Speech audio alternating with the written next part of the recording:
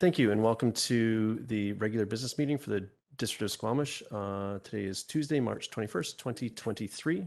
And as always, we're gathered to do our work today on the traditional unceded territory of the Squamish Nation. I have a new council. I have a new step in the process here. So here we go. Please be advised that this council meeting is being live streamed, recorded, and will be available to the public to view on the District of Squamish website following the meeting. If you have any concerns, please notify the corporate officer present at the meeting. Just so everyone knows they're on camera. Could I have someone move adoption of the agenda, please? Councillor French and Councillor Greenlaw, all in favor? Any opposed? Motion carries. Thank you very much. Our first order of business under delegations is a proclamation request regarding Sexual Assault Awareness Month. And we have someone to present to us. So please come on up, and you have 5 minutes to address council. Please start by introducing yourself and your topic, and you have 5 minutes to address council. Great. Thank you. Good evening, Mayor and Council. I'm Suzie Soman, and I've come to you tonight from the Women's Center and also one of the project lead for our Traverse project, which is a sexual assault response program. We are asking that you proclaim April as Sexual Assault Awareness Month, as we feel that this is a really important topic to get out to our community. And April is Sexual Assault Awareness Month throughout Canada.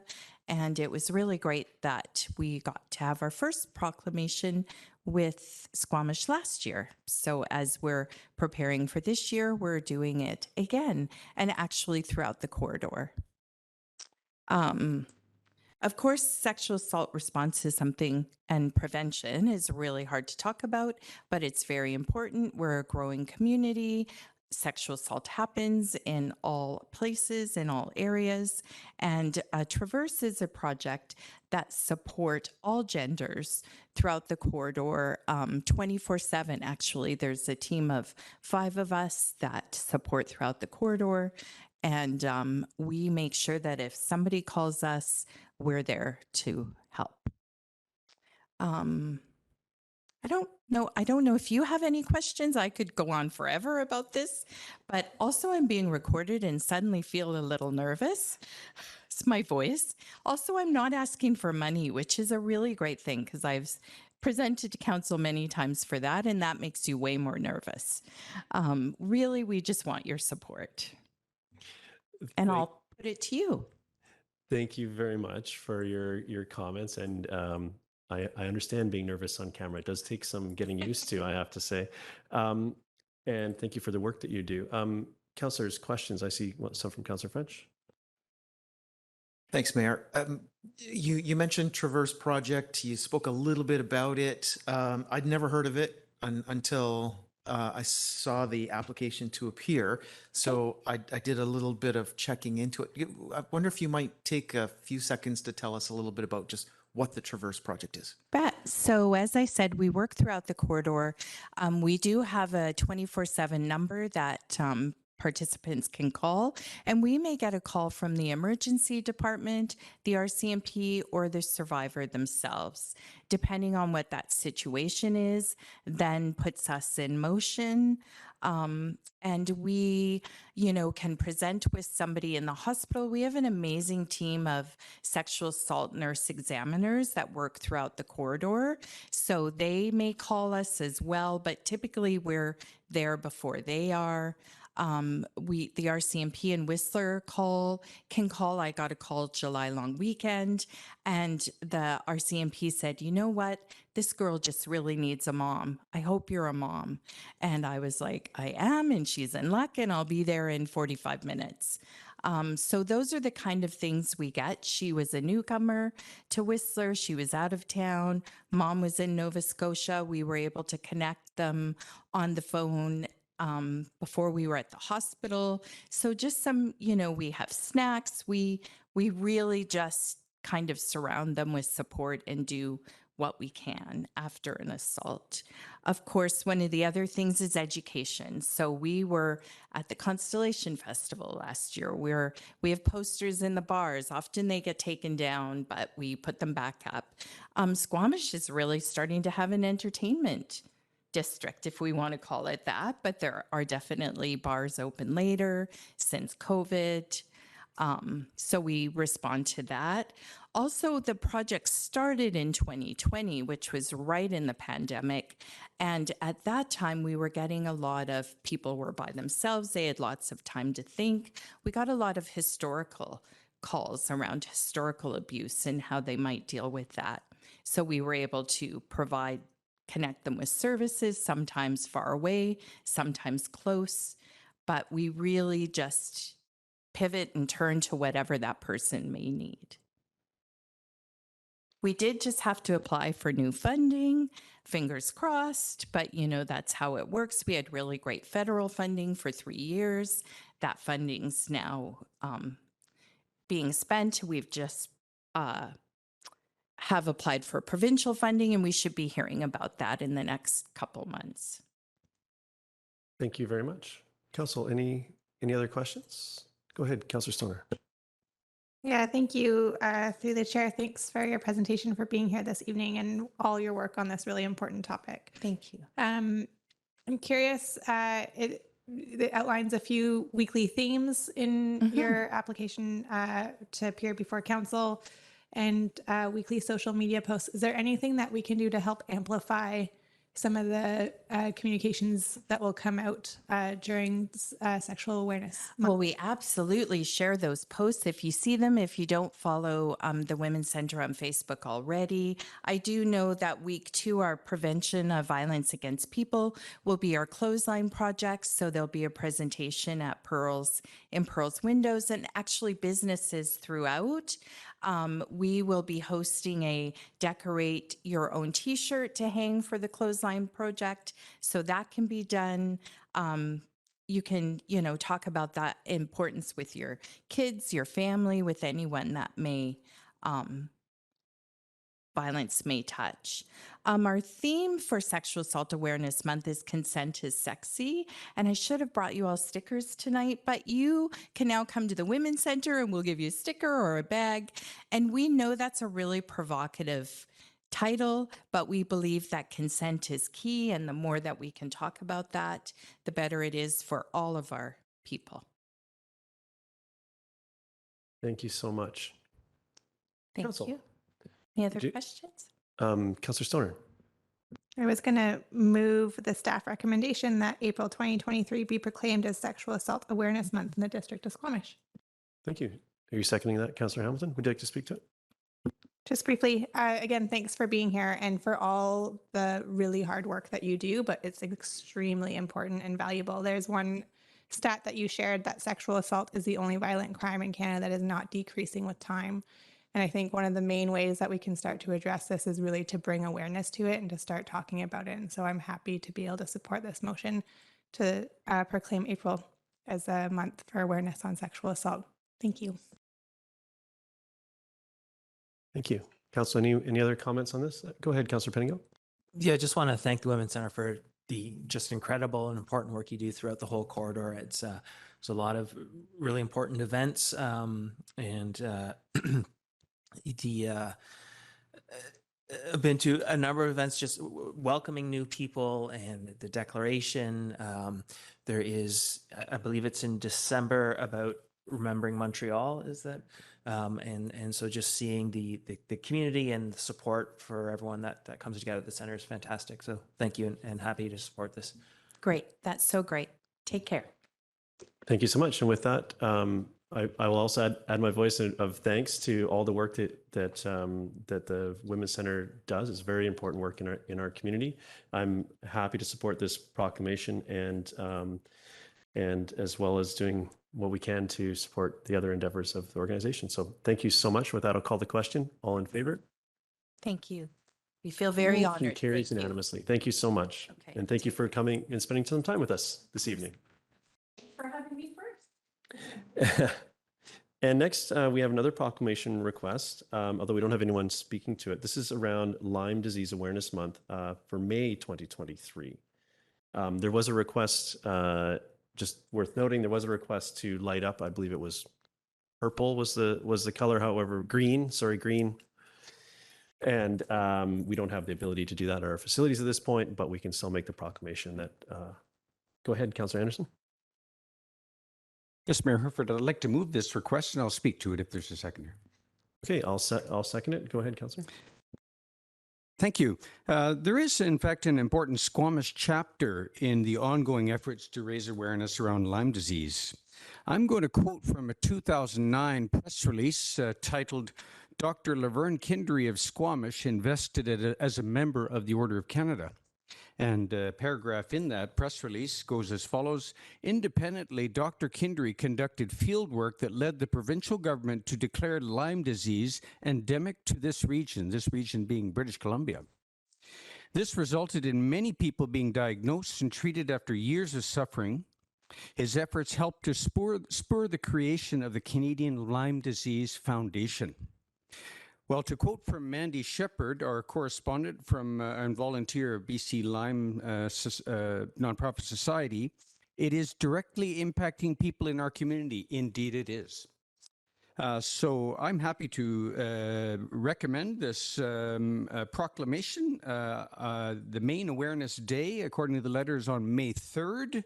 And I do hope that here at the District of Squamish we'll participate in this awareness campaign. Thank you. Thank you for that context. Okay, seeing no other hands, I'll call the question. All in favor? Motion carries unanimously. Next up, we have a consideration of unscheduled public attendance. If anyone has an issue that they feel is urgent in nature and can't wait until the next council meeting. Seeing none, moving on. We have no public hearings. We have no sort of scheduled timed items today. We're on to the consent agenda. Council, this will be a time if you want to pull any minutes or correspondence. Councillor Penigal. Wanted to pull letter 7B3 from Courtney.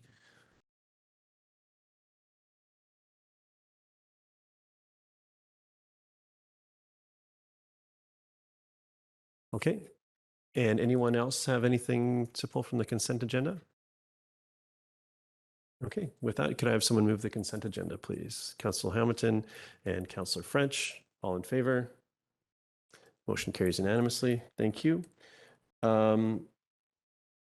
Next, we're on to item 8, consideration of council committee recommendations. And these were recommendations from Committee of the Whole from March 14th. And do I need to just quickly confirm with staff, do I need to read these individually or do we just? There's 3 separate topics. So Yeah. there's this one. If you wanted to do those together, you could. Okay, so we'll do these by topic. So the first one was our Squamish motion. Councillor Stoner moves. I'll second.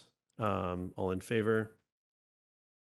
Motion carries. Thank you. Next, we have the motions around transit in general. So there's all 5 of them. We'll move them as a block. Councillor French and Councillor Stoner, all in favor? Motion carries unanimously. And next we have the motion around the delegation of authority for minor development variance permits and removing default requirements for public hearings for zoning bylaw amendments. Would someone like to move that one? Councillor Hamilton? If you're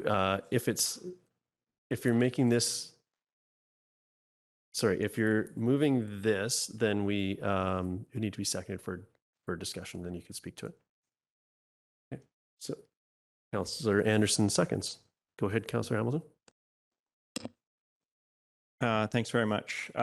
So yes, indeed, I was very, I'm supportive of the development variance permits and removing default requirements for public hearings and zoning bylaw amendments.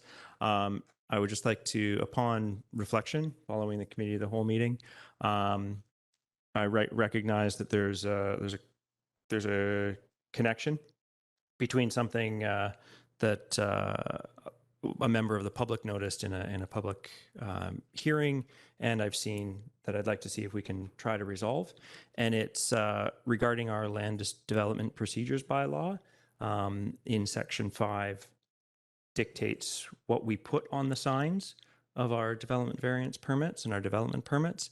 And I'd like to investigate the possibility of having the dates written explicitly on those signs. And when I say the date, I mean the deadline for public requests for public hearings, having that date explicitly written. So I'd like to understand where I might be able to either, I don't know if that's an amendment to this motion or if there's any feedback that council could have on that. Okay. Ms. Glende, would you like to chime in on this one in the middle? We have a motion on the floor, but we have a comment that has a question, which hasn't formed an amendment yet. But I'm just wondering where, to me, this would be amend the motion to include maybe investigating that part further or something to along those. I just want to make sure that we're not being we're being specific enough to provide direction, but not overly specific as to what the outcome is. So, but if you feel that you've got that crafted, then go ahead. Yeah. So you want me the amendment, and I can send it as well by email. So it would be that, and that staff consider amendments to section 5 of the Land Development Procedures Bylaw, sign and posting notifications section, to require that the deadline for public requests of a public hearing be written on the information sign required in section 5.1.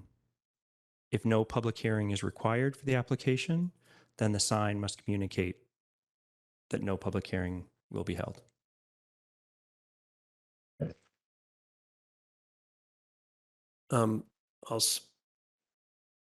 I guess, do we need the motion seconded to be able to speak to it? So looking for a seconder for this motion, Councillor Greenlaw. Okay. Councillor Hamilton, is there any additional context you want to provide before we go to the group for comments on the amendment? At this point, I think it's my reason for bringing this motion forward is I think it's really important that we are very clear with the public and transparent with the public when we can receive information, when they can give us feedback. And I think that having the deadline for that posted on our signs when folks walk by is a valuable piece of transparency.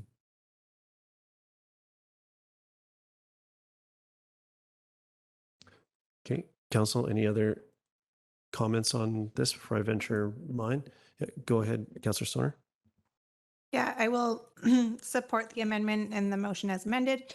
I think it makes good sense. The original motion was to direct staff to prepare land development procedure bylaw amendments more generally. So my guess is that there probably would have been opportunity for that to come back. But I think this makes it explicit and clear to consider that section of the procedures bylaw for consideration.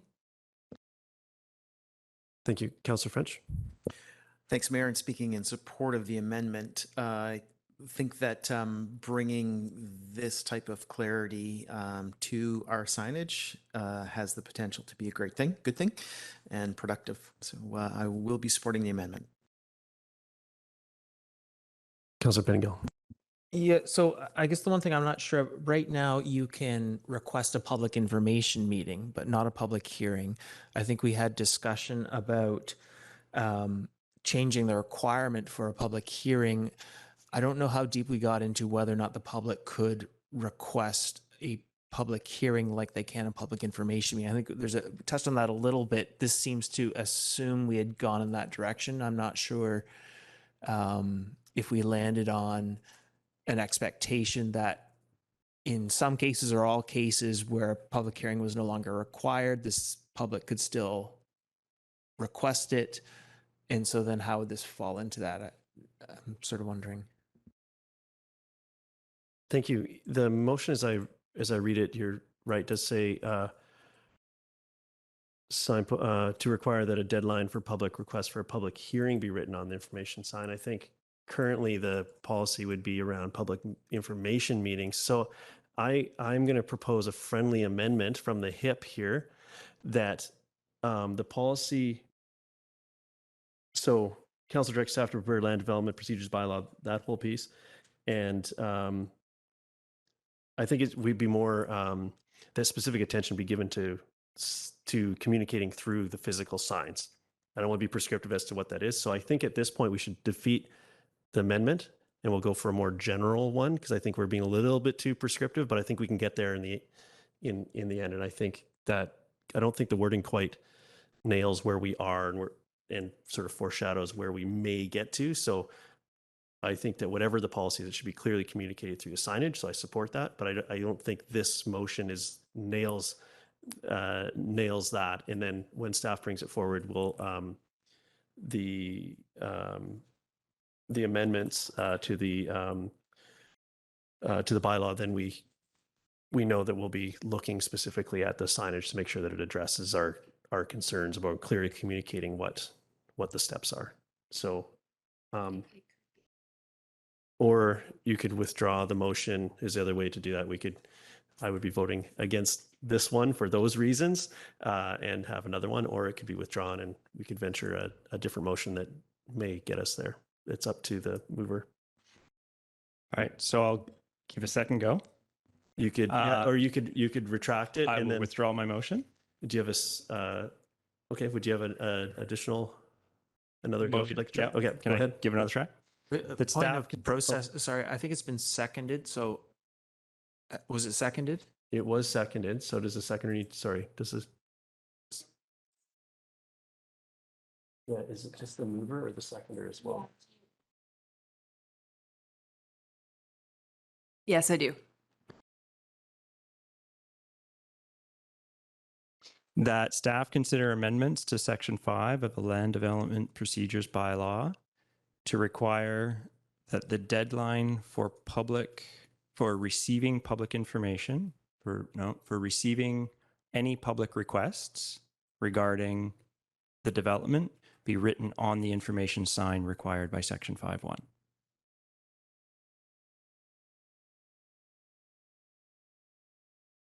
It's the date of the dates that we will accept any public requests or information. That's what is important to be on that sign. Okay, I think, is there a seconder for this new motion?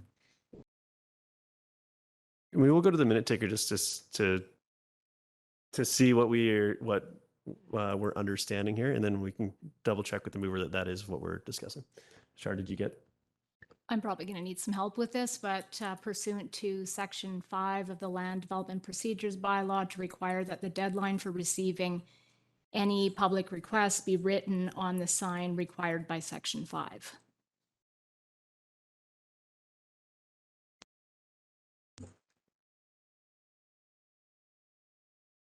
Is there a seconder for the motion?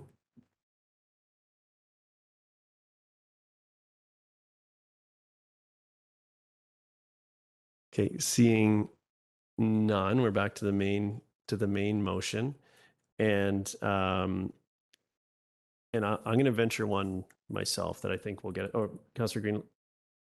I guess my sticking point was any public request. I felt like there was supposed to be a little bit more fleshing out there.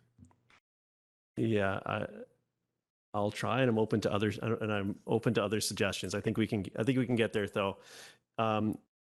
I would say that that staff in their review consider changes to the land development procedures bylaw regarding sign posting and notification to ensure that form of communication is as effective as possible in communicating the status of the project.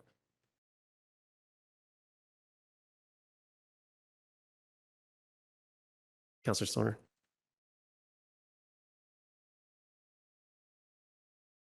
I'm seeing none for that attempt. Okay. What's that? You're going to try? Okay, we're trying. Go ahead. Fourth time's a charm.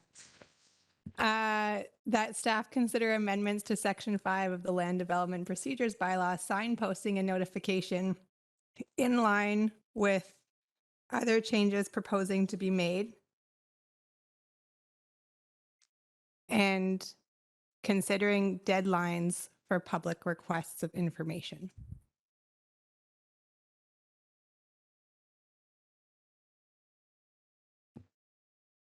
I'll second it. Would you like to speak to it? I hope it gets everybody's comments into one motion that is clear enough for staff to action, given that I think that this is coming out of committee of the whole and there will be opportunity for further refinement when the actual amendments to the bylaw come forward. Thank you. I think this gets us where we need to be. I think it's important that, particularly anytime a regulation changes, that we pay particular attention to how it's being communicated, as it may be a change for the public. So I think it's important to pay particular attention to the signage, as it is sort of one of the first things that that folks notice when a sign goes up in their neighborhood. So I think this is important. I'll be looking forward to seeing how that's incorporated when this comes back to us. So this is the vote now just on the amendment. If there's no further comments, so on the amendment, all in favor? Motion carries. Thank you. And then on the back to the main motion, any comments? No, I will call the question. All in favor? Motion carries as amended. Thank you for coming on that journey with us. Next, bylaws. For first three readings, we have District of Squamish Fees and Charges bylaw, amendment bylaw for short-term rentals update. So I will pass it over to our staff to introduce themselves and the topic. Over to you.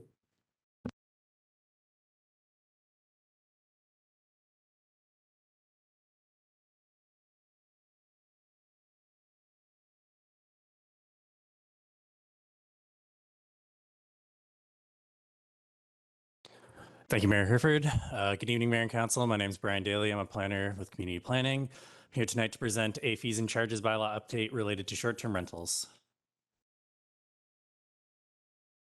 At the February 14th Committee of the Whole meeting, Council directed staff to initiate fees and charges bylaw amendment for short-term rentals. During the Year 2 STR program review, the main licensee concern was that STR licensing fees and utility charges are unreasonably high and were noted as a barrier to licensing compliance. In particular, principal residence license holders noted utility fees are especially high, with some comparing the fees amount to a double charge, given that the dwelling unit is being used for STR while the principal residents are away. Licensing fees were set in 2020 to achieve cost recovery for program administration, monitoring, and enforcement. In 2022, cost recovery was achieved, but higher inflation costs for service and are expected in the future, and reducing business license fees could impact program administration cost recovery. Currently, the recommendation is to maintain the existing STR business license fee structure and rates for both the principal and non-principal STR licenses.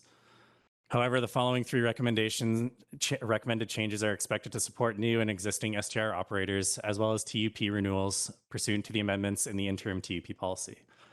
The first proposed amendment is to prorate business license application fees for new annual short-term rental accommodations where business has not been operating previously, and adjust the date for prorating for STR-specific businesses from August 1st to May 1st to better align with the seasonal rental periods. This table on the slide presents the proposed prorated annual licensing fees by STR license types. And just staff wanted to clarify that STR TUP license prorating would be available for new TUP applicants received in April 2023. That would be issued in May 2023 following this fees and charges bylaw amendment. The second proposed amendment is to establish a reduced STR-specific TUP renewal fee of $500. Previously, the TUP renewal fee was set at 75% of the original application fee, which amounted to $900. The third proposed amendment is removing utility fees for short-term rental accommodations, including bed and breakfasts in principal residences. Utility fees for SDR accommodations permitted under an issued TUP will have the same utility fees apply as a secondary suite, accessory dwelling unit, or multi-unit flex unit. The utility fee STR surcharge removal amounts to a total reduction for principal residence STR operators of $1,665 per year. For non-principal resident TUP short-term rental operators, the utility fee surcharge for STR use will no longer apply. However, the base rate for the suite, accessory dwelling unit, or flex unit will still apply for the unit usage, which is $880 per unit. This simplifies the utility charge billing and administration during the TUP period considerably, and the difference of $90 between the utility rate scenarios is viewed as negligible. So staff are recommending that bylaw 2958 be given first 3 readings, and that concludes my presentation. I'm happy to take questions. Thank you for that synopsis. Council, questions? Go ahead, Councillor Pettingill.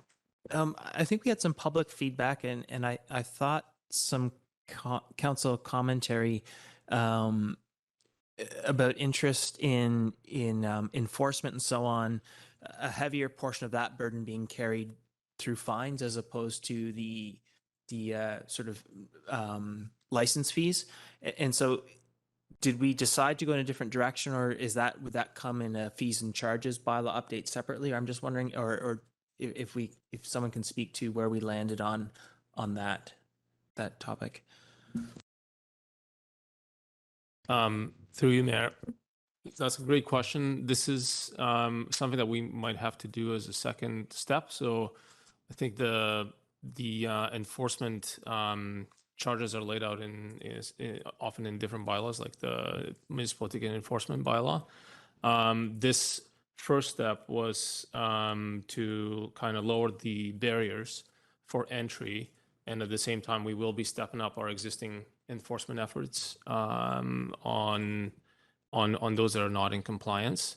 We were a bit time sensitive because we have this renewal period right now with temporary use permits. So we wanted to bring this amendment in now so that people can benefit from it that are in deciding whether to renew their applications or not. Thank you. Councillor Stoner. Thank you. Through the chair, a few questions. Is it at all possible to prorate the fees by month? So we've prorated from the year to the May, but given that this tourist season doesn't actually start to May, there's very little incentive for me to start in January.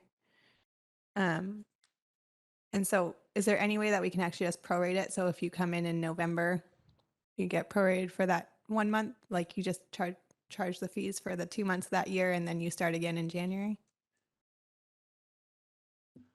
Through the chair, I believe we explored prorating the monthly fee, but it's quite challenging to do, and it requires more administration. So we spoke with the business license clerk and as well as the finance department when we were drafting these fees, and we decided against doing that. We thought that prorating the annual business license was the most straightforward and also created the least amount of potential loopholes for people to exploit. Okay. And then I was just seeking clarification on the advertising fees for the renewal of the TUP. So previously it was $900, not including the $500 advertising fee. And now it's $500. I was just confused on that line. Through the chair, it was $900, including the $500 advertising fee. So it was 75% of the original, the combined cost was $900. And now the combined cost is $500? That's correct. Okay, Councillor Hamilton. I'd like to understand a little bit more about the business licensing, how we arrive at the $3,000 for the TUP application. And to get a better understanding of this, I looked at some of the other business licensing costs, and the business licensing for a marina with 1,000 leased spaces is $400. A mobile home park with 500 spaces is $600. A warehouse of 150,000 square feet is $850 a year. Well, if somebody wants to operate an STR, it's $3,000 for that TUP. That seems out of line to me with our other business licensing fees. Do we have any goal to have the other business licensing fees catch up? Or do we have a plan to moderate this fee that seems out of line with our other business licensing fees? Through you, Chair. So there was a lot of discussion about the fee setting when we brought in the program initially. And this $3,000 fee is only for non-principal residences. The whole program was designed in a way that we were trying to achieve recouping our costs for providing the service. And a lot of that is enforcement. And so a lot of our enforcement was going in and still is going into non-principal residences. And that's why those fees were set quite high compared to everything else. But it was because we were expecting to be putting a lot of effort in it, which is not the case with other businesses. So that was the reason for initial fee. And also, there is an intention to kind of keep the entry cost high because we want people to put their secondary suites into the rental market rather than the STR. And so the fees were set high so that the people that do apply are serious and are going to have to run the short-term rentals, to recoup that fee. So they're taking away the rental stock, but we want to make sure that it's then well utilized. Sorry, I have my own. On that point, on the cost recovery point, in the report that preceded this work, there was an analysis. I don't want to shoot from my hip, but do you have where we stood on the cost recovery of administering the program through the first while of it running to further might be an additional point of context would be important for the question that Councillor Hamilton had. Yes. So through you, Chair, we did achieve cost recovery the last 2 years from the business license fee applications. 50% of the charges in 2022 were from STR TUP licenses, and then 50% were from all other STR licenses. So those license fees account for a substantial amount of the license fees collected.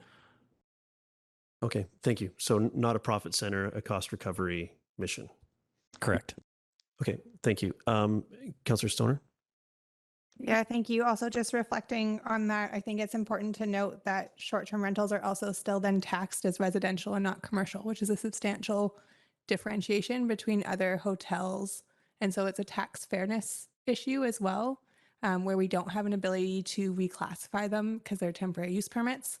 So they're not rezoned, but they aren't taxed similar to other commercial ventures. Okay. Any other questions or additional questions? Councillor Hamilton, you're good? Okay, Council, seeing no other questions, I'll be looking for a mover for the staff recommendation. Moved by Councillor Stoner, second by Councillor French. Would you like to speak to it? Go ahead. Yeah, thank you. Thanks to staff for your quick work on this. We are on a deadline here with the TUP renewals, and I think that this will go a long way. This is definitely a program that we are working through and in an iterative process, and we have heard from the community that we didn't quite hit the nail on the head with the fee structure, and so I think this is us being responsive to that. We may have some further work to do, I think in particular on the enforcement side and better understanding the pull and push in this file, but I think that this is a good step, and thanks to staff for the work. Thank you. I have Councillor French. Thanks, Mayor. And speaking in favor of this motion, in addition to thanking staff for their great work on this file, I also want to extend a thank you to the short-term rental operators who have provided us with constructive feedback, not just on what they felt needed to be improved, but also what they felt was working. We've had some good dialogue with folks who are in this business, and I appreciate that because it is a new program. We're trying to figure out how it works and how to make it work best. And with that constructive feedback, we've landed on this that is, I think, a fees and charges bylaw that moves us forward. Thank you. I've got Councillor Pettingill. Yeah, thanks. And I misspoke in terms of which bylaw does what, but appreciate that we will be sort of taking a look at some of that other feedback around where the enforcement piece of the cost or where that balance happens. And so appreciate that as work still ongoing. But I also appreciate seeing a lot of the feedback we received reflected in the changes here. And so hopefully this goes a decent way to addressing some of the concerns that came to us and some of the feedback. I think it does. And like some of my colleagues have said, this is an iterative process and expect to see it improve each year. And so thank you to staff for this work. Thank you. Councillor Hamilton, go ahead. Yeah, I'll be speaking in support of the motion. I'm absolutely thankful for the staff for all their work on this file, and I absolutely believe and agree that short-term rentals should be regulated. I hope that we can move to a point where we can monitor and manage short-term rental accommodation versus long-term rental through setting number of licenses available, perhaps, or some other mechanism other than a monetary benefit or deficit. Thanks. Thank you. I'm speaking in favor of the motion. I appreciate the work to refine these fees and charges and really sometimes when you work in a particular area, you just discover that some of the things just don't quite make as much sense as they could and aren't having the desired impact. So I appreciate the work to take that on and sort of untangle that piece here. And I hope that this can be removing some barriers to folks participating in the program. And yeah, so thank you so much for that work, and I'm happy to support. So with that, I'll call the question. All in favor? Motion carries unanimously. Thank you so much. And next we have our finance team here for a amendment to the 5-year financial plan for carry forwards. I will pass you over to staff to introduce yourself on the topic.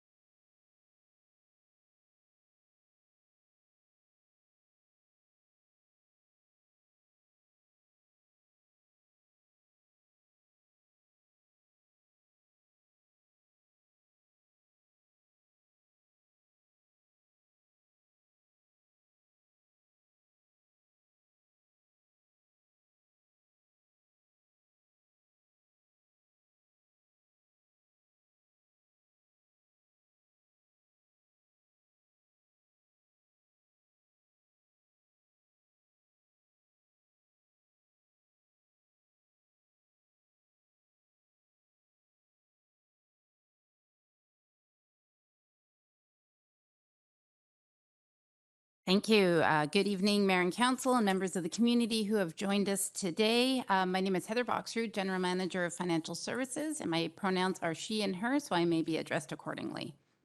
I'm joined here today with Mr. Roland Russell, Senior Financial Analyst, who will walk us through some of the key highlights of the 2022 carry forward process. As well, we have some budget managers online and in the room today to answer any specific questions you may have on their carry forward projects. In terms of process, as discussed last week, the process is a little different this year in that we have split the Q4 project status report and the carry forward reports to be presented over 2 weeks. Last week's report highlighted the project status at year end and provided opportunity for council to dig into the details of the projects and ask some questions. Whereas this week, we present the proposed carry forward budget amounts associated with those same projects, and is a bit more administrative in nature. And so with that, I will hand it over to Mr. Russell.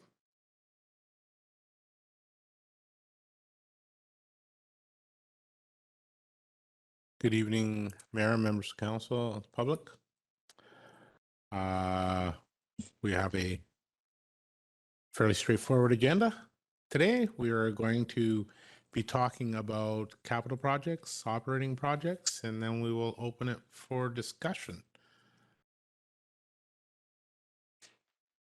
With respect to projects, we want to speak again about project categorization and to note that at year end, we show a new, different project categorization than we do throughout the year, where we're using single projects, annual projects, multi-phase projects, and externally dependent projects. So those will be referred to again today in our presentation as this is the basis for the summarization of the reports before you.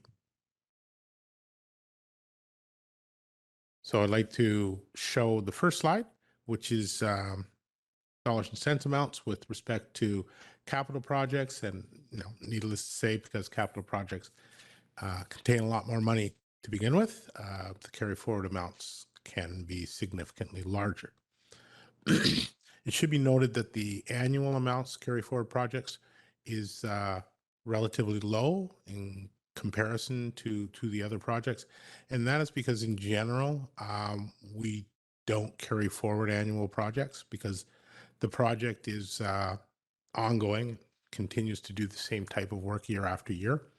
In this specific instance, we had a peculiar circumstance whereby a specific phase of the project was coming to an end in 2023.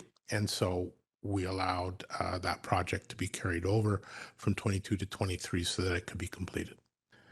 We'll note that the largest portion is for multi-year projects, and multi-year projects in general, what you will see is the carry forwards are related to delays or timing changes within the project is generally not a result of a change of project scope or a change in the nature of the project.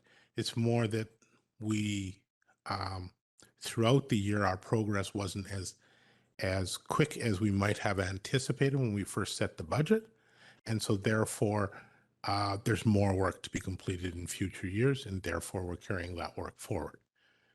You'll also note that there's significant amounts associated with externally driven projects, and that also is to be expected to some degree, because with respect to an externally driven project, those are not projects that are driven solely according to the timeline and schedule of the district.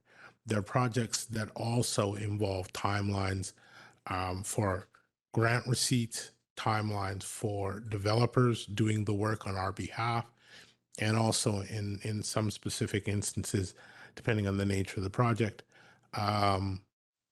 things kind of other external items aligning in such a way that it allows us to go forward, as you will see shortly.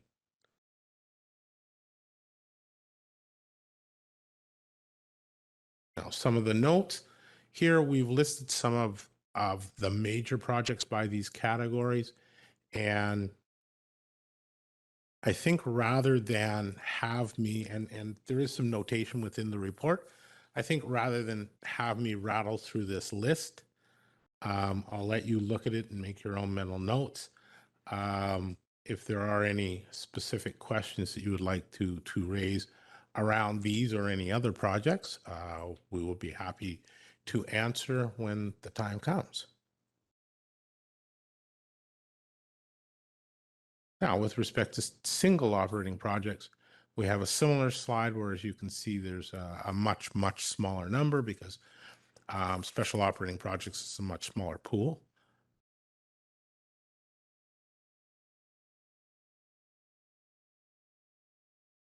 And in this specific instance, I probably will speak a little bit more to the individual projects because there's fewer of them that have been noted. With respect to the multi-year projects, we'd like to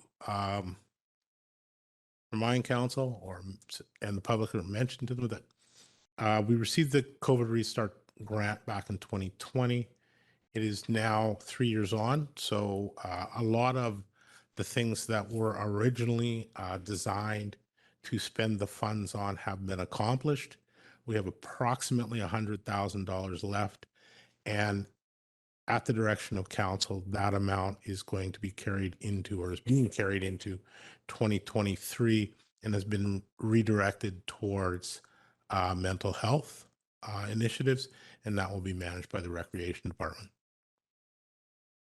The Environmental Assessment Office Support is a project under our Planning Department, and we have struck an agreement with third-party external funders to provide additional funding to the district to allow us to take on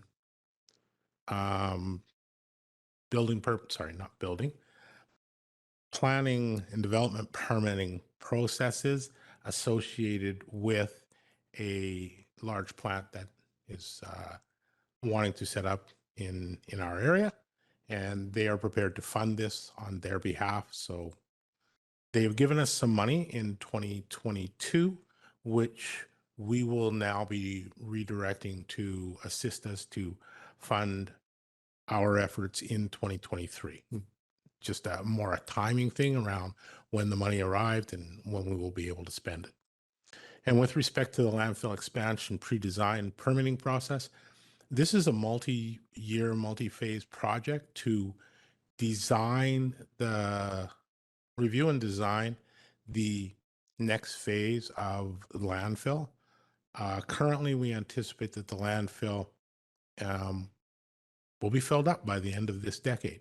And that may sound a little alarming, but the fact that it's now looking at 2030 is actually a good news story, because just a few years ago, it was looking at 2027. So our efforts to divert waste have been somewhat successful. Our efforts to better manage and the operations of the solid waste facility, the landfill, have also been somewhat successful. So each year over the last couple of years, we've managed to add a year to our targeted opening or targeted closing date, I guess, of the existing landfill. That being said, the process to design and build a new landfill is a lengthy process with a lot of permitting required. And so we've started to undertake that process, and it is an ongoing process. And as we progress, we will be carrying money from year to year until we complete. With respect to the single year projects, we highlight this one not because this is a specific highlightable project, but because this project has presented its own unique challenges over the past couple of years as we've tried to progress and move it forward. And so it's still with us after a couple of years. And obviously, if you have questions, I'll sure that we have people in the room. We'd be happy to answer them. And lastly, we have a significant externally dependent project, the UBCM Community Strengthening Grant, which provides support to Helping Hands to assist with vulnerable communities. This is a 2-year grant. Now it appears to be a 3-year grant, where we received approximately $450,000, and we got the first half, and we've applied that in our work with Helping Hands, and they've given us a spending program and a outline as to how they would like to spend the remaining amounts of money, and they intend to do that in 2023. And they've requested that the grant funding be extended into next year, so that would allow them to accomplish that task. So that's a fairly significant project, and we're appreciative of the grant, and we're also appreciative of our community partners for stepping forward to assist us with this. With that, those are what I believe are the more significant special operating projects that are being carried forward from year to year. Lastly, we're going to move into the discussion and question component. I simply wanted to make this general component with respect to the carry forwards and the carry forward process. With the changes that we've brought forward with the our financial planning cycle moving up to be approved in December, a carry forward amendment will now become a standard function or a standard part of our financial planning process. When you approve the budget in December, you replace your existing approvals with new approvals. So those projects that are still in progress, because they have authorization, we're able to keep them moving. But unless they also happen to occur in the following year, i.e. either a multi-year project or something along those lines, they don't appear in the financial plan. So they appear as though they are not appropriately authorized. They are, and so this financial plan amendment, its purpose is to add those projects to the following year to ensure that they are appropriately authorized and included in the financial plan so that they can be completed in a timely manner. It's more of an administrative requirement that is that we now have to do separately because we were approving the budget in December. In the past, when the budget was approved in March or April, these amounts were included in the financial plan approval. So there was only one step. But now that we're approving the remainder of the financial plan in December, it becomes a two-step process. So just like to point that out, that this is truly pretty much an administrative process. But obviously, if there are questions that you would like us to address, we would be happy to. And with that, I will turn it back to you, Mayor, and open it for questions. Thank you so much. Council, do we have questions on this? Councillor Pettingill. Yeah, just curious on that last point. So one of the reasons to complete the budget in December was so that we are sort of ahead of the game, and I believe we've seen success in this in terms of RFPs and contracts and so on. But given your last point, like if we moved it to say, as long as we were done the budget by January 5th, would we be able to do this administrative process kind of all at once and like we did before, but still early enough to catch all those RFPs and all the contracts and stuff we want to catch? Unfortunately, no.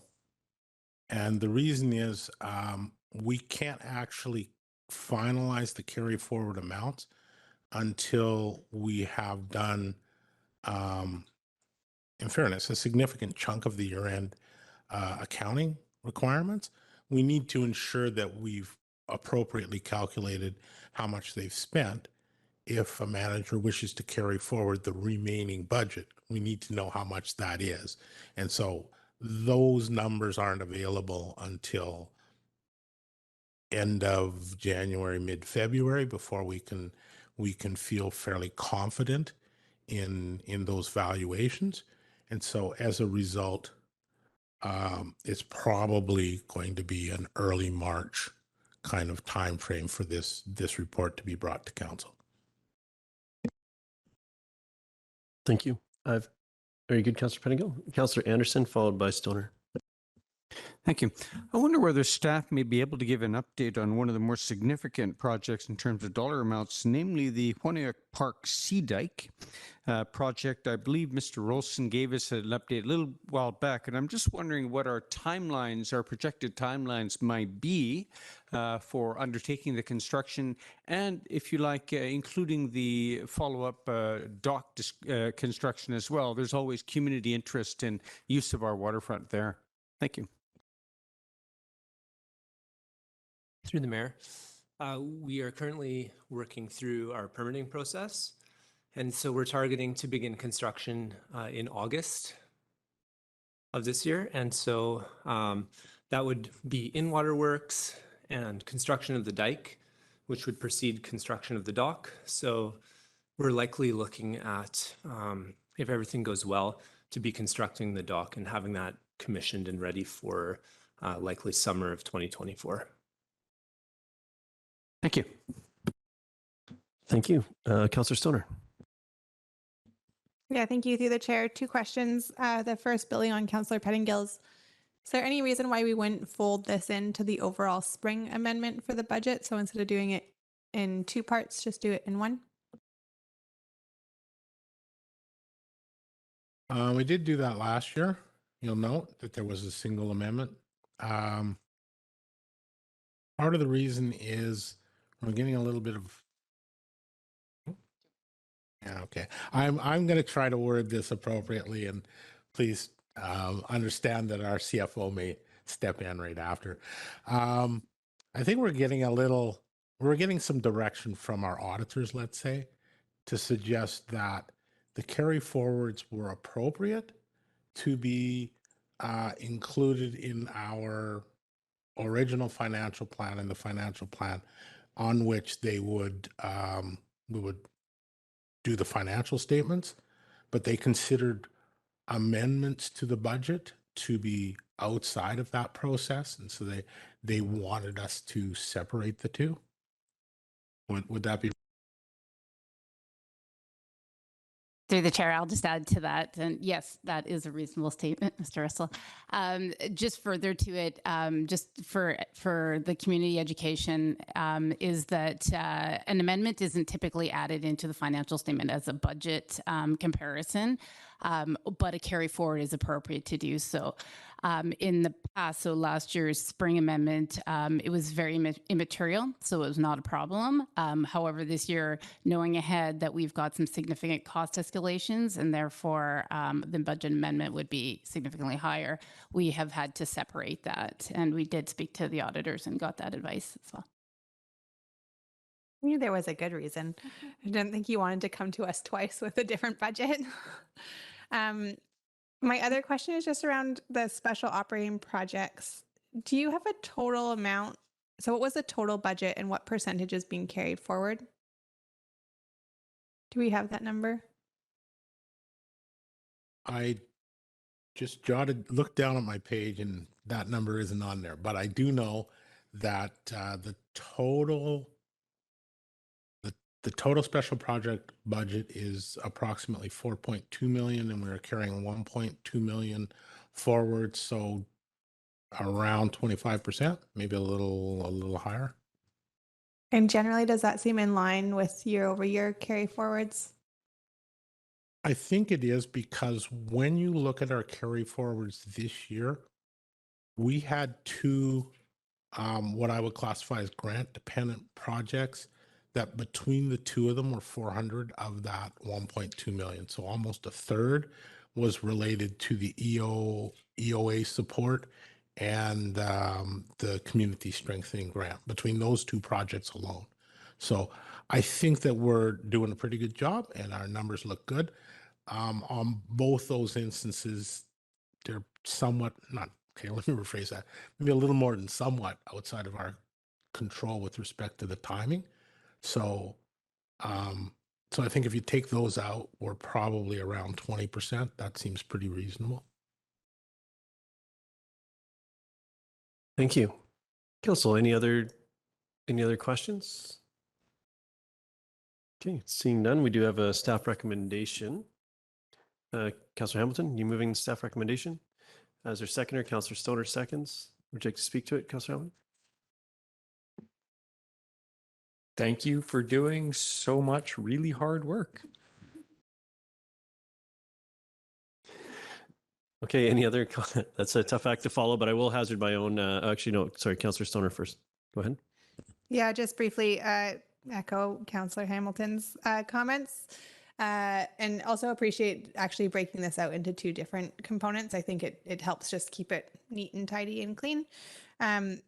Carry forwards are always an interesting one. It's money that we've taxed for, and it's just reflecting on, I think that the way that we've broken it out this year in terms of the multi-year projects, the special projects, the annual projects, really helps clarify what is driving delays, and often those are not within our control. Some of them are. Sometimes we take on more than we can chew. But I think for the most part, this really helps provide some transparency and clarity to our community where some of the sticking points are and where we're still doing a lot of hard work to make sure that the ball's still rolling. So thanks for that. Councillor Anderson.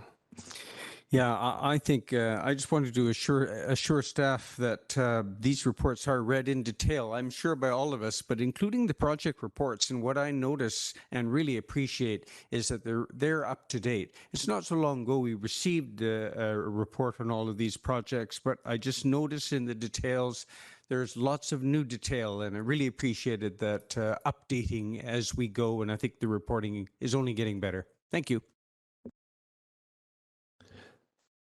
Seeing no other hands, I'll venture my own comments. Yes, and thank you so much for this work. As you work in the in that financial realm all the time, and we get to touch it a few times, but it is a very much nothing happens without this piece of work, and the carry forward is an important part of that. So I appreciate the more detailed reporting and clarity there. I think it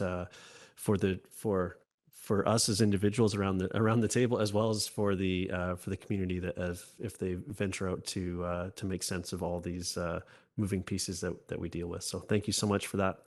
And with that, I'll call the question. All in favor?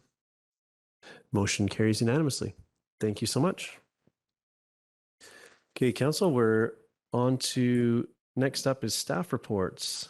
So we have a update coming on the Union of UBCM Community Emergency Preparedness Fund grant applications. And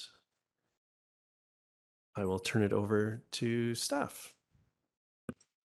Thank you. Good evening, Mayor and Council. My name is Megan Latimer. I'm the General Manager of Public Safety. My pronouns are she and her, and you may address me accordingly.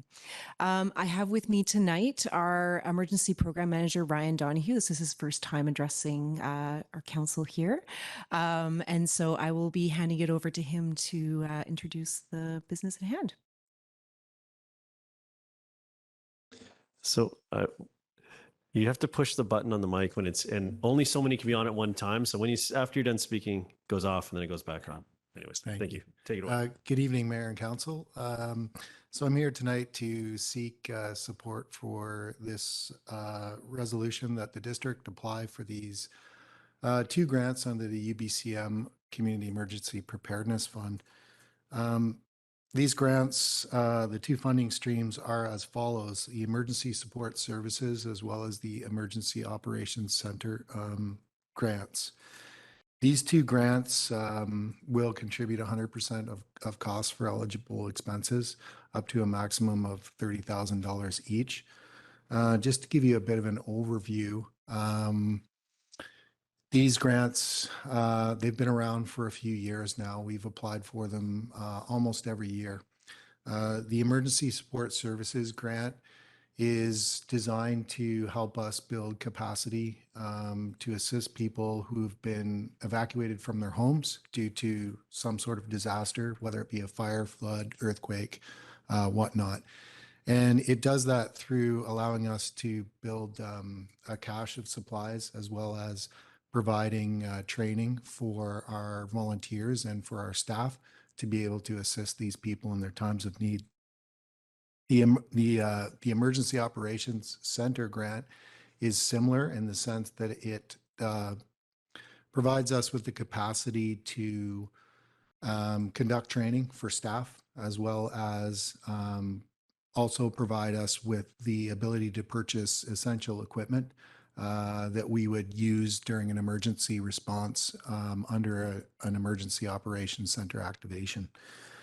So this year, we are proposing to do two things. For the Emergency Support Services grant, we are proposing to conduct an exercise, a multi-jurisdictional exercise with our neighboring communities to help build capacity and resiliency, as well as identify any gaps in resources that we might have. Over the past few years, we've seen a lot of communities that have needed assistance from their neighboring communities. So this exercise would be kind of addressing those situations that we've come to see more and more of since the 2017 wildfires. In addition to the training, we'd be purchasing additional supplies. Most relevant of those supplies would be for the disaster supply hub that we now have behind Brennan Park. And that would just build capacity for us to be able to help people in a mass sort of evacuation or a mass kind of casualty event. The EOC grant, it's building on a training, functional training exercise that we did in the fall of 2022. From some of the lessons learned from that in our after action report, we've decided to conduct a further functional exercise that will help address some of those gaps that we identified and provide further training and support for staff so that they'll be more prepared and the community will be a bit more resilient when it comes to that emergency response. In addition to that, we're looking to purchase some equipment to provide some redundancies on our communications as well in the EOC. As most of you are probably aware, our facility is brand new. Fire Hall number 1, we moved in October, I guess it was. So we've already had 2 activations through the EOC during that time. It's important for us to continue to kind of build this capacity and kind of create this resiliency and continue to provide this training for staff. The complexity of the incidents that we're starting to see now require that we do regular training and we stay on top of kind of the latest and greatest in terms of technology and what we can do to effectively and efficiently mitigate a response. So I guess the sum total of it is that with these 2 grants, they play kind of an integral role in our operations from year to year, and we've come to rely on them. UBCM has added additional grants as the years have gone on, and we continue to pursue those grants as well. These 2 here with the ESS and the EOC are our staple core grants, and the other grants that we do apply for as needed. So these 2 grants that I'm presenting to you today are really kind of an essential asset for us as the district to be able to, increase that capacity and resiliency in our emergency responses. Thank you. Thank you very much. Council, you have questions? Councillor French, was that your hand? Yeah, go ahead, Councillor French. Thanks, Mayor. So in the report, I took note of the building a reserve of emergency supplies, water and food. I totally support that. And then I heard tonight something that if I'd heard before, it didn't stick with me, a storage bunker at a district location where we keep these things. I wonder if you could tell us a little bit more about how that reserve works. And I'll give you context. I have it in my head that we'd get this $30,000 and then we would throw out $30,000 worth of expired spam and bottled water. I'm sure that doesn't happen. So maybe you could just walk us through a little bit of how that system works to ensure we're not being wasteful in that way. Sure. Through the chair. There's been quite a few advancements in what's available out there in terms of emergency supplies. In the past, that would be the case. Now, there's been quite a few advancements in terms of food and water that has a much longer shelf life. So now we're looking to MRE, so meals kind of ready to eat that can have a shelf life of 15 to 20 years, as well as canned water that has a 50-year shelf life. So it's not really the same playing field out there anymore. Along with the advancements in kind of technology, they've kind of kept up to advancements in how to overcome some of those challenges of wasting things every 5 years. Perfect. I'll sleep better tonight knowing that. Thanks. Thank you. Council, any other questions? Seeing none, we have a moving staff recommendation. Councillor Stoner moves staff recommendation. Councillor Hamilton seconds. Would you like to speak to it? Yeah, thanks for being council chambers and for presenting the applications for both these really critical grants. We have been successful in getting them in the past, and they have been really core to our emergency program. And so happy to see that we are putting in for another round, and hopefully we are successful.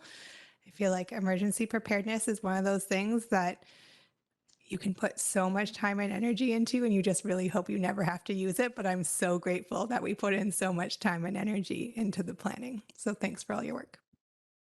Thank you, Councillor Stoner. Councillor Pettingill?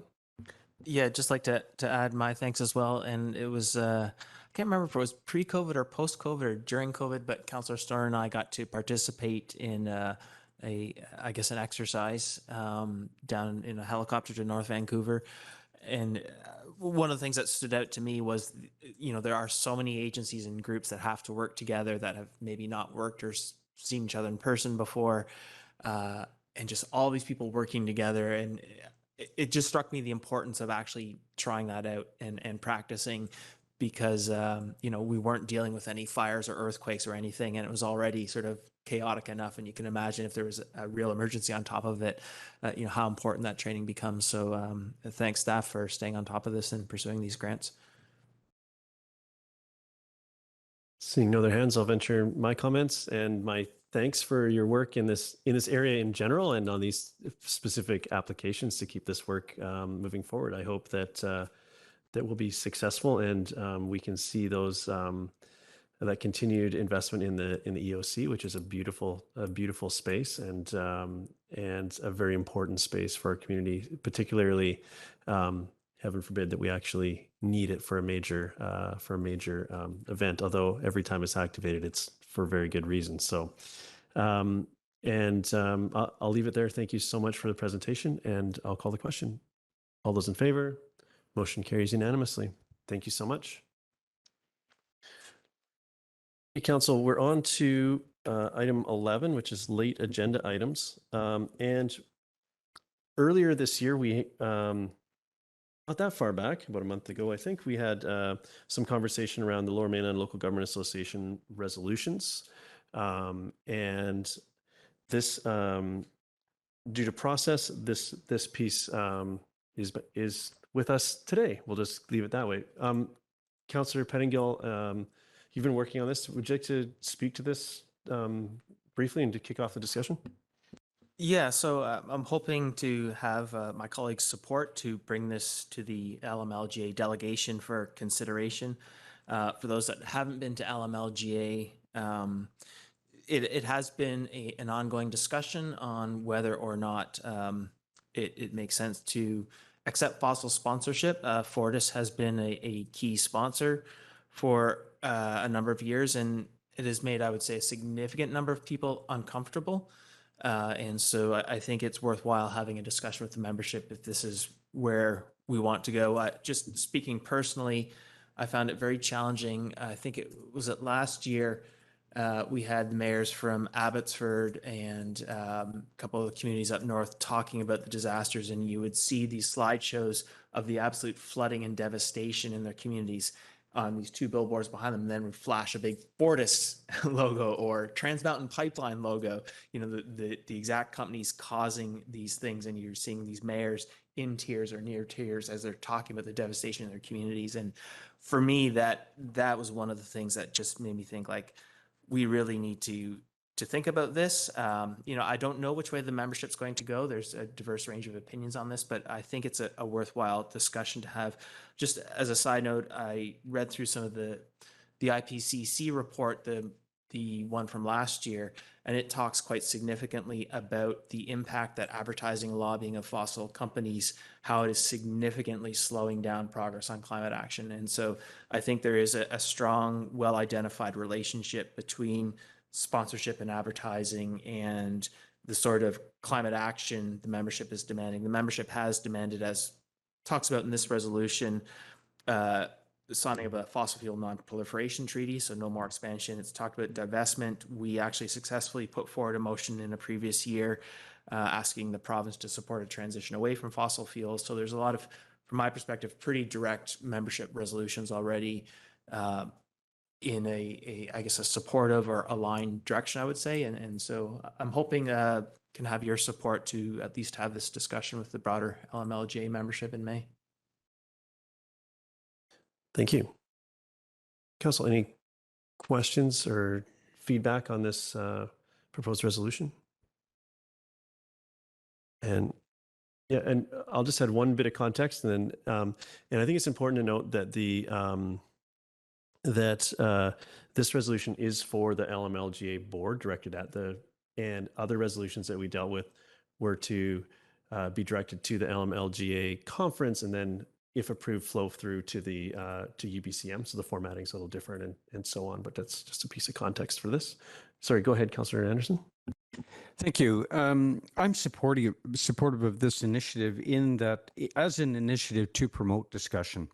And in that discussion, it might be noted, however, that FortisBC would consider itself an energy distribution company and one of the largest actors in this part of the world in renewable natural gas, in stimulating renewable natural gas providers and facilities, and with very ambitious plans and directed by federal and provincial initiatives to increase the availability of renewable natural gas from agriculture and forestry throughout Western Canada, in fact. Thank you. Thank you, Councillor Anderson. Councillor Stoner. I realize there isn't actually a motion on the floor, so maybe I'll hold my comments until there is. Okay, in that case, if there's no questions there, sorry, Councillor Pettingill is going to move the motion. Is there a seconder?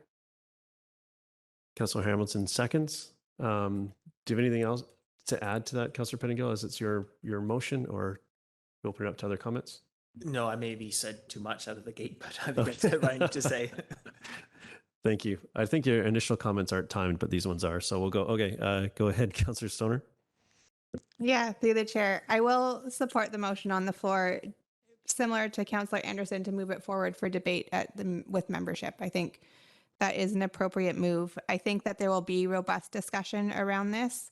Sponsorship is one of the ways that we ensure that the fees for the conference remain low and accessible, especially to smaller communities. And so I think for me, the broader discussion is actually around having guidelines on what sponsorship we are trying to achieve and what can and can't be allowed, and what criteria we're using to assess sponsors over time, not necessarily no to fossil fuels.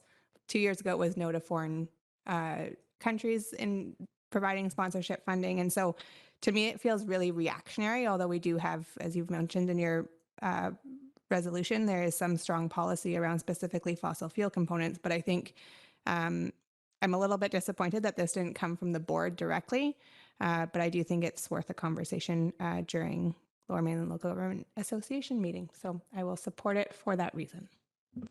Thank you, Councillor Stoner. Councillor French. Thanks, Mayor. And without going over the ground that Councillor Anderson and Councillor Stoner have already been on, I'm supporting this as well, purely because I agree also that this is a worthwhile conversation and a discussion that should take place at the MLLGA, and not just in regards to fossil fuels, but as Councillor Stoner mentioned, other potential controversial sponsorship opportunities. Thank you. I'm speaking in support of the motion. I noticed in my attendance of events such as these, there were no tobacco product sponsors, for instance, and I do think that in our because they're bad for our health all around, and I would say that given the climate crisis, these fossil fuel sponsorship isn't appropriate either. Although I do take the point that there's a broader piece of work to be done there around sponsorship in general. I've been thinking about it like not dissimilar to social procurement, just adding extra filters to it besides who's willing to pay to be there. So I'm hoping that can get captured under the meaningful and prudent steps to move away from fossil fuel sponsorships, may also be developing a policy that supports this type of action. So I think this particular resolution, I expect it to be debated at length, and I look forward to that discussion at the LMLGA conference coming up. So with that, I'll call the question. All in favor? Motion approved unanimously. Thank you. And now we don't have anything under item 12, correspondence action requested, but we do have a letter pulled from correspondence referred from the consent agenda, which I believe was Councillor Pettingill, I think it's letter 7B3. Yes, and I just wanted to move that this be referred to staff. I'll speak to that if it's seconded. Councillor Stoner seconds. Go ahead. Yeah, so Help Cities Lead has been doing a lot of great work and has seen a lot of their policy that will help us as local governments try and reduce emissions. And that includes helping us use the tools we have, but asking the province for more tools, and the province is moving on some of that. I think our staff is probably aware of many of these things, but I wanted to make sure they were aware of all the changes upcoming, and I believe, which I wasn't quite aware of, and which is one of the reasons why I wanted to pull this specifically, is that Lidstone and Company has provided an opinion on, we actually have a few more tools, I believe, to regulate emissions already, and some more is coming. And so I thought it was worthwhile forwarding this to our staff to have a look at. Thank you for that. Go ahead, Councillor Anderson. Yes, I welcome Councillor Pettingill pulled this out, and I think that in forwarding it to staff, staff will no doubt note that our staff, that is, have been involved with Resort Municipality Whistler in producing an embodied emissions guide relating to buildings, green building, and that was published in December. And they're just now at work on disseminating that. And this would be an opportunity for us to link with the Help Cities Lead program and others that Councillor Pettingill will be better aware of to promote that emissions guide and its recommendations. I also think that other countries do have more active collaboration between municipalities on green building. For example, wood, but all other fields as well. And I think that's something that we could promote too. We're working together with Whistler. We both share issues in construction and demolition waste, which is part of the sphere of interest here. And we could do a lot more, perhaps, in comparing notes with other municipalities. So I think these are all great initiatives, and we'll just bring them together more and more. Thank you. Thank you. Councillor Pettingill? Yeah, just I did mean to mention, thank Councillor Anderson for reminding me, the concierge program that our staff is running with Whistler is one of the sort of successes called out in this letter. And so they are aware of some of the work we're doing. And so, yeah, there's lots of great collaboration happening. But thank you for highlighting those other opportunities. Thank you. Any other comments on this one? Seeing none, well, do I have to say something? I'll say something. I do think that this is an important, this is really important piece of work, and the Climate Caucus leading the and being a place for collaboration and sort of a tool for bringing interested parties together to really advance this work in a meaningful way, I think is great, and this is a great example of that, and I'm happy to forward this on to staff. So with that, I'll call the question. All in favor? Motion carries unanimous. Thank you. Do we have any business arising from the minutes? Seeing none. Committee minutes and reports, we have none. Any notice of motion, council? Seeing none. We have no council staff in-camera announcements. We had no unscheduled public attendance, open question period. There's no one raising their hands, so I'm going to move on. Council or staff announcements. Councillor French. Thanks, Mayor.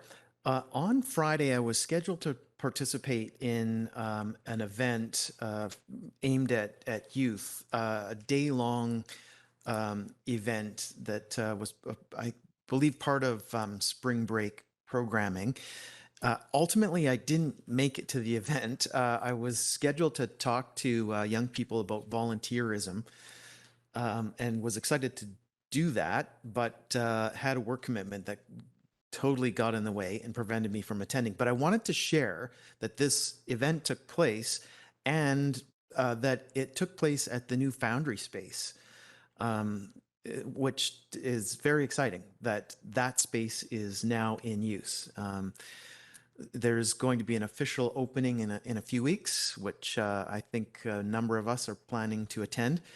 So just very exciting that the Foundry space is in use and being used productively. Thank you for that, Councillor Anderson.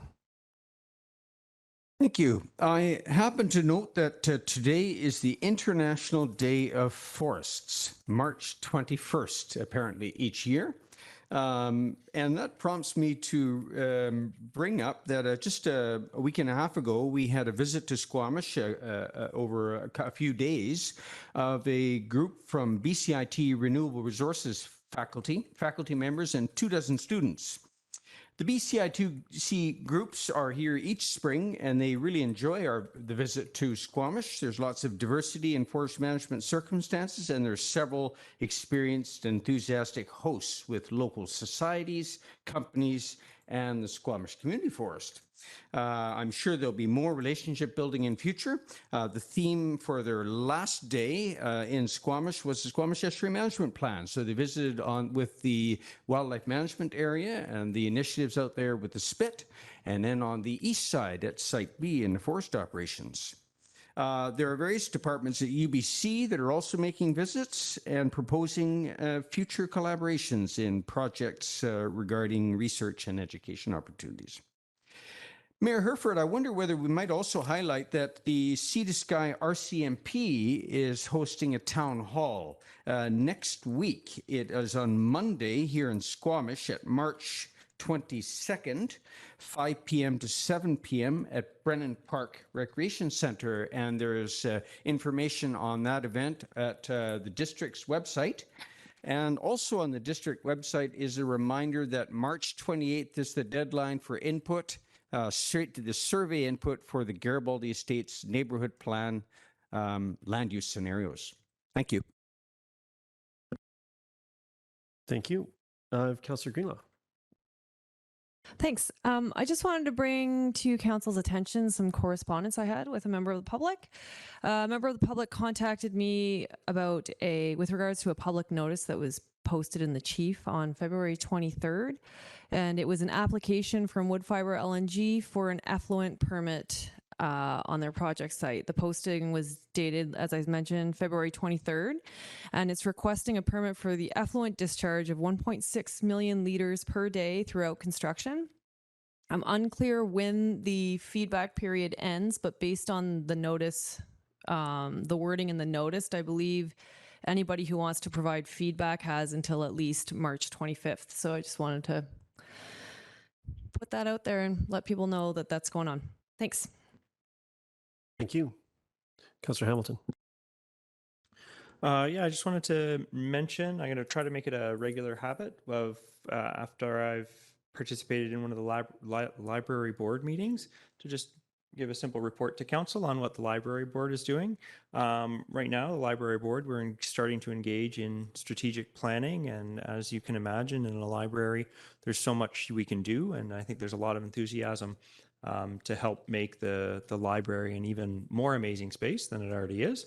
And obviously that planning is happening in coordination with lots of things that the council and the district are doing. So thank you for the library board for all the work they do and how they support our community. Thanks.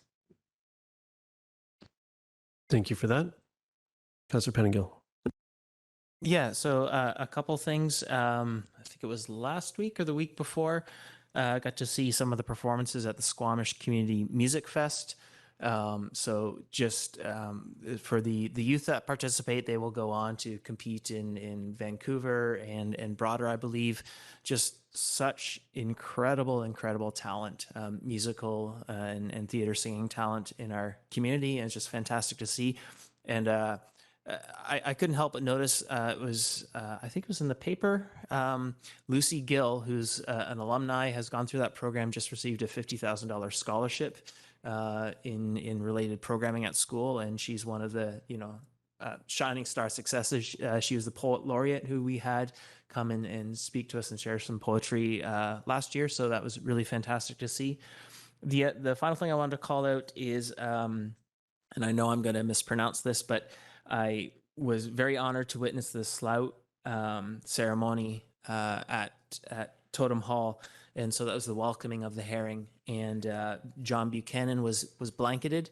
It was a very sort of emotional celebration, but for all his work to help bring the herring back. And I'm always struck by, when I go to these ceremonies, just the feeling of love and community and togetherness. It's something really special to see how the Squamish Nation celebrates these things. And so it's a really fantastic day, and very glad to be part of it. Thank you.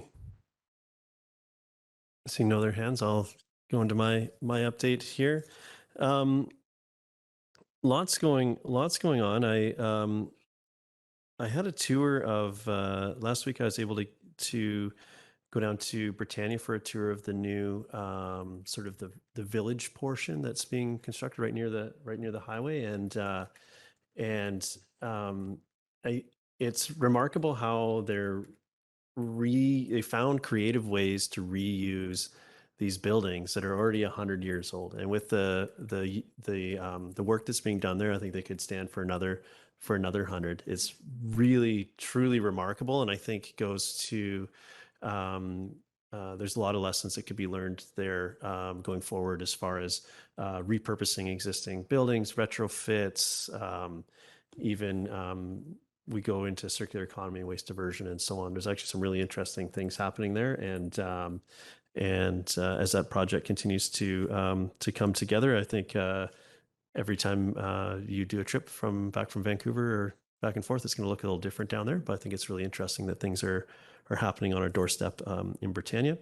On March 12th, the West Winds had their art. Or I was there on the 12th. I think it was 11th and 12th. They had a art show at the West Winds building, and it was amazing to see how much art is coming out of that building. And really, when you think about affordable housing, we often think about just getting someone somewhere to sleep, and that's really important, and somewhere to live. But the amount of community that's really created in that facility, as an example of what could happen, is truly remarkable, and maybe even inspires some great art, which I did pick one up for my becoming quite crowded walls in my small home. But so next time, and this is an ongoing piece, I'm not quite sure the frequency, but but it will be reoccurring. So next time the community or anyone around in this room sees that happening, I really encourage you to get over there and check out what the artists are doing in that building. I think it was a great use of their sort of common space for this event. It was really good. On the 16th, I was able to attend an event called Poet Next Door that was held at Zephyr. And as another example of community building, I think this particular event has built a remarkable community around this art form that just didn't exist in Squamish, I think maybe a year ago. I think it started off in the summertime. So packed house, and lots of folks sharing some very their everything from their innermost hopes and dreams and victories and defeats to some pretty crazy hilariousness and everything in between. So I encourage everyone to, if they get an opportunity, to check out Poet Next Door. It's a once a month event. And another group that I've run across that I enjoy connecting with from time to time is Coffee Outside. And if folks haven't had a chance to check that out, they're a bike-focused camp coffee group that meets on Fridays. They do it once a month through the winter, and they're starting to ramp back up. You can find them on Instagram, but it's an opportunity to get out and test out your camp stove if you haven't had a chance to go go camping and make a coffee. And their locations changed. This time was in Honiak Park. So it's really cool to see these different groups using our facilities differently. And it's from 7 to 9 in the morning. A lot of people might never even see that happens. And I've attended different ones throughout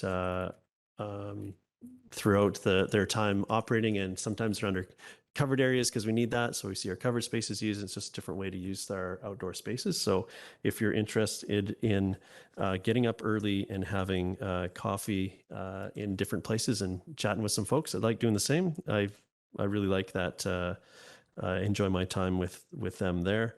And then on Sunday, the community gathered to remember Tor Froslev, and at a service at the Squamish Valley Golf and Country Club. Tor was a force of nature and a force for Squamish. Really, he served as a counselor in his time, and also has a long history of asking forgiveness rather than permission in executing his vision, but his vision is stamped all over Squamish, and particularly in Brackendale. And he was celebrated by hundreds of folks that attended. And it should be no surprise that there was a lot of stories to be told, and literally mountains of photographs and hours of live music as well. So it was a great event, and it really highlights to me the impact that that one person can have on a community. And as much as we have lost that legend, he does live on in as an inspired many others to continue the work or to pursue their own visions for themselves.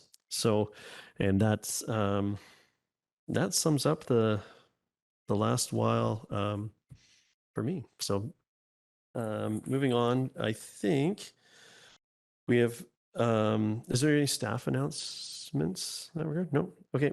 And then I'd be looking for a motion to terminate. Councillor Hamilton and moves, and Councillor Stoner seconds. All in favor? Motion carries. Thank you very much, everybody.